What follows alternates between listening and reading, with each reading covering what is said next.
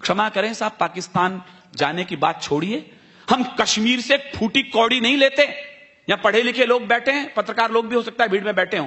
3 प्रांतों के बराबर हम अकेले कश्मीर के ऊपर खर्च करते हैं और लेते एक फूटी कौड़ी भी नहीं। उसके बावजूद यदि वहां पाकिस्तान जिंदाबाद के नारे लगते हैं, इस्लामिक स्टेट के वहां झंडे लहराते हैं, तो मुझे कहने का हक दीजिए वीडियो रिकॉर्डिंग के सामने, कश्मीर वो बेवफा औरत हो चला है। यह भाषा केवल विनीत चौहान की है। कश्मीर वो बेवफा औरत हो चला है जो खाता हमसे है, पीता हमसे है, पहनता हमसे है और नैन मटक के पड़ोसी से करना चाहता है। आपकी तालियां बुलंद कीजिएगा सर। ऐसे हालात में मैंने कविता पढ़ी नहीं है। स्वागत। मैं मुफ्ती साहब से कहना चाहता हूं कि तुम कहते हो कश्मीर के तुम ना जो सीएम होते, जाते पाकिस्तान वहां पर तुम उनके पीएम होते। मुफ्ती जी अगर पाकिस्तान का, आपकी तालियां थप्पड़ की तरह कश्मीर पहुंचे उनके पास में, मैं बोलने क्या जा रहा हूं। मुफ्ती जी अगर पाकिस्तान का कुछ इतिहास पढ़े होते, फांसी के तख्ते पर तुम भी भुट्टो संग चढ़े होते। फांसी के तख्ते पर तुम भी भुट्टो संग चढ़े होते। फांसी के तख्ते पर तुम भी भुट्टो संग चढ़े होते। ये तो हम हैं जो गद्दारों को कुर्सी दे देते हैं, आस्तीन के सब सांपों को छाती पर सह लेते हैं। कोई रण में जीती भूमि भी वापिस कर देता है, कोई सेना के लोहू को शाही से धो देता है, कोई मजहब के नारों से अलग देश बंटवाता है, कोई श्रीलंका में जाकर सेना को मरवाता है। लेकिन ये तो हम लोगों की सब किस्मत में होना था। कुमार, मैं एक लाइन में इस कश्मीर का कारण बताना चाहता हूं। स्वागत है। आज तक हम जिस आदमी के कारण इस कश्मीर को रो रहे हैं, गा रहे हैं, हो सकता है वो मुल्क की राजनीति के बड़े आदमी माने जाते हैं, लेकिन इतिहास उन्हें कभी माफ नहीं करेगा कि कश्मीर हम उनके कारण रो रहे हैं।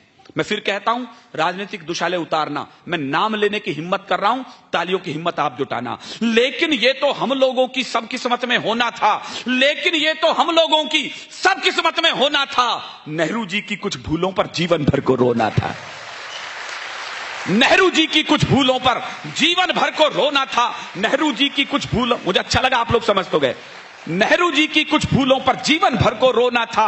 अच्छा होता अगर पटेल, पता नहीं कितने लोग समझेंगे, मैं बोल तो रहा हूं, अच्छा होता अगर पटेल कुछ लोगों को झटका देते, कुछ को आजादी मिलते ही फांसी पर लटका देते, कुछ को आजादी मिलते ही फांसी पर लटका देते, कुछ को आजादी मिलते ही फांसी पर लटका देते। फिर ना कश्मीर का झंझट, ना खूनी होली होती, ना बंदूकों के साये में मेहंदी और रोली होती। अगर कबूतर श्वेत नहीं, इशारा समझे मैं बोल क्या रहा हूं, 55 साल तक ये मुल्क अक्षमन गुलाब लगाकर सफेद कबूतर छोड़ता है।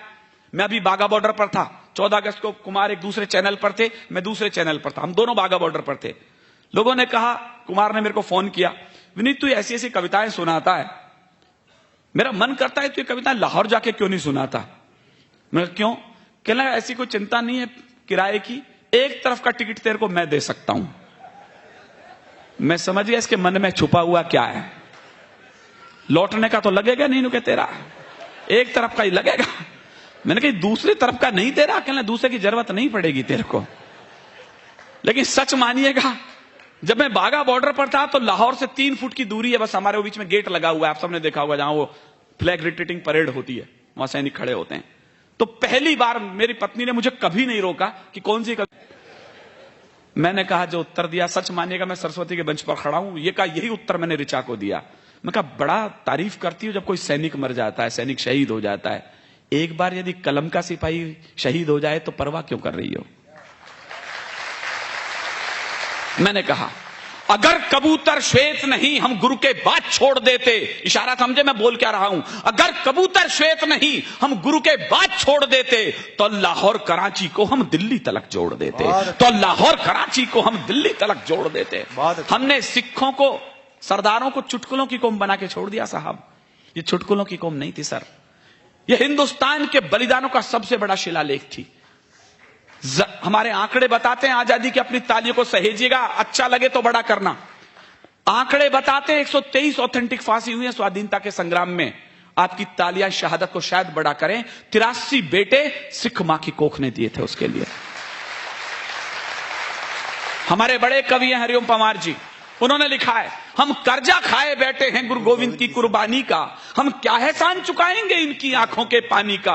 हम इनकी गणना करते हैं आजादी के आधारों में, जिनके आगे जिनके 2-2 बेटे चिन गए दीवारों में, जिनके आगे जिनके 2-2। इतिहास में उदाहरण नहीं मिला किसी मां के 4 बेटे और चारों के चारों इस तरीके से बलिदान हुए हों। 2 बेटे चमकौर के युद्ध में प्राण त्याग गए, 2 बेटे सरहिंद की दीवार में जिंदा चिनवा दिए गए। फतेह सिंह और जोरावर सिंह। छोटे भाई के गर्दन तक ईंट आई तो बड़ा भाई रोने लग गया। छोटे ने कहा, बड़े भैया डर गए लगते हो, बलिदान आया, मृत्यु सामने दिखी तो आंखों से आंसू आ गए। बड़े ने कहा, नहीं छोटे, डरा नहीं हूं। कहले, फिर रोते क्यों? जो उत्तर दिया मेरे रोंगटे खड़े उसे जवाब देते समय। उसने कहा, छोटे, केवल इसलिए रो रहा हूं कि दुनिया में आया पहले मैं था, जा तू रहा है। बहुत अच्छे विनीत, बहुत अच्छे।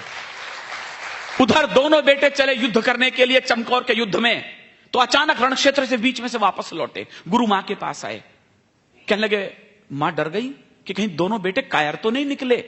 उसने पूछा, बीच में कैसे आ गए युद्ध में से? कहने लगे, मां प्यास लगी है। मां के आंखों में लाल डोरे उभरे। कहने लगा, शर्म नहीं आती? रण क्षेत्र में खड़े हो, शत्रु के लहू से अपनी प्यास क्यों नहीं बुझा लेते? बहुत। चारों के चारों बेटे शहीद हो गए। तो गुरु मां रोने लगी, गुरु गोविंद सिंह के पास गई, मेरी कोख खाली हो गई है, मैं जीऊं तो जीऊं किसके लिए? गुरु गोविंद सिंह का, इतनी सी बात के लिए क्यों रोती हो? कहना, आप जिंदा रहने के लिए बचा क्या है? गुरु गोविंद सिंह ने जो जवाब दिया सोने के अक्षरों में लिखा जाना चाहिए। देश धर्म के वास्ते वार दिए सुचार। मत बजाना विनीत चौहान की कविता पर ताली। आकाश में कहीं चारों बेटों की आत्मा अजर और अमर होती हो तो आपकी गगन भेदी तालियां इस पंडाल के ऊपर पहुंचे। देश धर्म के वास्ते वार दिए सुचार। अरे चार मरे तो क्या हुआ, ये जीवित कई हजार। चार मरे तो क्या हुआ, ये जीवित कई हजार। बलिदानों के पुष्प चढ़े हैं इस देश की बलिवेदी पर, तब कहीं जाकर आजादी की अक्षौहिणी सेना खड़ी हुई होती है। मुफ्ती मोहम्मद साहब, आपको क्या पता कश्मीर कैसे बचा है? यहां पढ़े लिखे लोग बैठे, नई पीढ़ी को शायद न पता हो। मैं केवल इशारा कर रहा हूं, मुफ्ती मोहम्मद साहब का पिछला काला इतिहास बोल रहा हूं। जो समझदार लोग हैं वो ताली बजाएं, जो नई पीढ़ी है उन्हें बताएं कि विनीत चौहान बोल क्या रहा था। ये क्या जाने बलिदानों की क्या परिभाषा होती है। दो लाइन मुफ्ती मोहम्मद साहब से कह रहा हूं, सच लगे तो फिर मुझे सूचना दे। ये क्या जाने बलिदानों की कैसी भाषा होती है, ये क्या जाने कुर्बानी की क्या परिभाषा होती है। जो अपनी बेटी के बदले में हत्यारे छोड़ चुके, वो पहले ही भारत मां से अपने रिश्ते तोड़ चुके।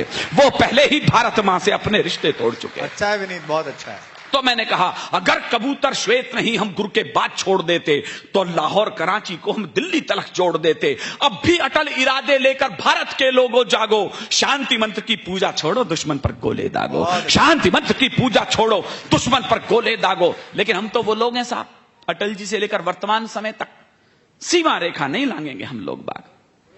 नरेंद्र जी से भी पूछो आप, नरेंद्र मोदी जी से पूछो, तिब्बत तक टेंट गड़ गए चाइना के आकर के। और हमारी भाषा ये है, हमारे सीमा रेखाएं स्पष्ट नहीं है अभी यहां पर, इसलिए पता नहीं है, विवादास्पद है सीमा कि चाइना यहां तक है कि भारत वहां तक है। मोदी जी, आप इस स्वाभिमान के साथ नहीं भेजे थे हमने। हमें उम्मीद थी कि सीमा रेखा यहां से वहां तक झंडे गाड़ दोगे आप। आपकी निराशा हमें परेशान करती है। मैं राजस्थान से हूं तो एक लाइन कविता के नाम पर मेरे पास है। डॉक्टर कुमार को आपने हास्य के रूप में, गीत के रूप में सुना है। कविता का बड़ा हस्ताक्षर यहां बैठा है। कविता के नाम पर मेरे पास एक लाइन है जो मेरे छोटे भाई को मैं सौंप रहा हूं।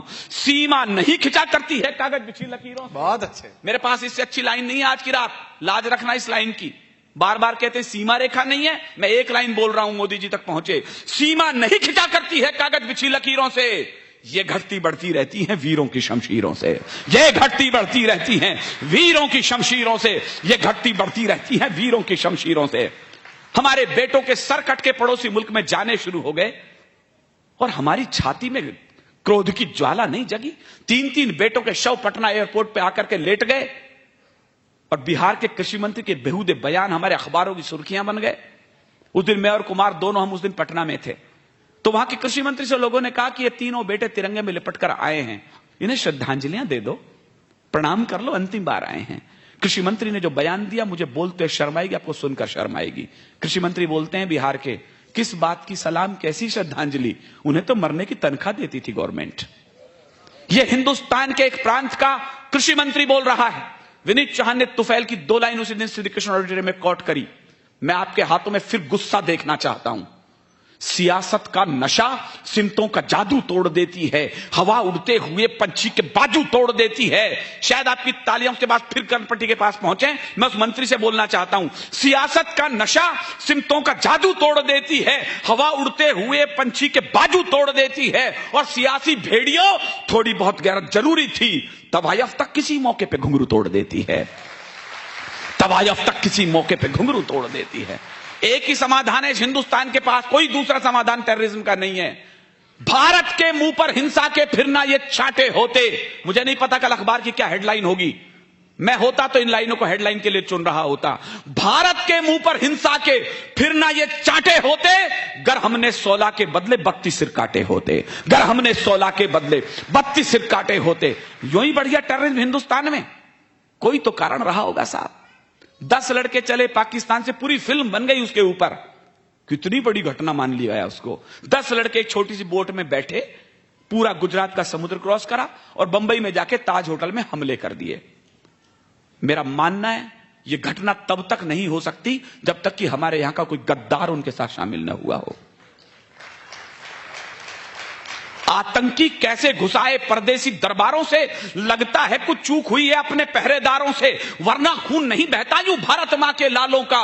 गर पहले उत्तर दे देते इन सारे भूचालों का, हम मौन रहे खामोश रहे, कांटों की पौध लगा बैठे, इस शांति शांति के चक्कर में आधा कश्मीर गंवा बैठे। इस शांति शांति के, यही वो कविता है, आप यूट्यूब पर क्लिक करिएगा, बाघा बॉर्डर विनीत चौहान 14 अगस्त। आपको ये कि यही भाषा न मिले तो मेरा नाम लेके थूक देना, विनीत यहां क्या पढ़ते और वहां क्या पढ़ रहे थे, जब आपके पीछे रिकॉर्डिंग चल रही थी आईएसआई एजेंटों के द्वारा। मैंने यही कविता पढ़ी है बाघा बॉर्डर पर, सुनेगा आप, मेरी हिम्मत को दाद देना, मैं कहां पढ़कर आया हूं इस कविता को, कि आतंकी कैसे घुसाए परदेसी दरबारों से, लगता है कुछ चूक हुई है अपने पहरेदारों से, वरना खून नहीं बहता यूं भारत मां के लालों का। गर पहले उत्तर दे देते इन सारे भूचालों का, हम मौन रहे खामोश रहे, कांटों की पौध लगा बैठे, इस शांति शांति के चक्कर में आधा कश्मीर गंवा बैठे, इस शांति शांति के चक्कर में आधा कश्मीर गंवा बैठे। गर हम ही इनकी लाशों को कांधों पर सदा नहीं ढोते, मैंने नाम लेकर के कविता पढ़ी है वहां पर, गर हम ही इनकी लाशों को कांधों पर सदा नहीं ढोते, ये लश्कर फश्कर हुजी सब दुनिया में कहीं नहीं होते, ये लश्कर फश्कर हुजी सब, आप कमजोर पढ़ रहे, मैं कविता छोटी कर रहा हूं, ये लश्कर फश्कर हुजी सब दुनिया में कहीं नहीं होते। मत कहो पड़ोसी मुल्कों से आतंकी आंधी बंद करो, तुम अपने मिमियाते स्वर को शेरों की तरह बुलंद करो, तुम अपने मिमियाते स्वर को शेरों की तरह बुलंद करो। ये हमले पल में रुक सकते थे, ये हमले पल में रुक सकते थे, आगे बढ़कर हुंकार भरो, इन आतंकी अड्डों पर बस बम्बों की तुम बौछार करो, इन आतंकी अड्डों। कैसी बौछार, किसकी बौछार साहब? एक पुलिस वाला चलता है जवान गन लेकर के आतंकवादियों की तरफ,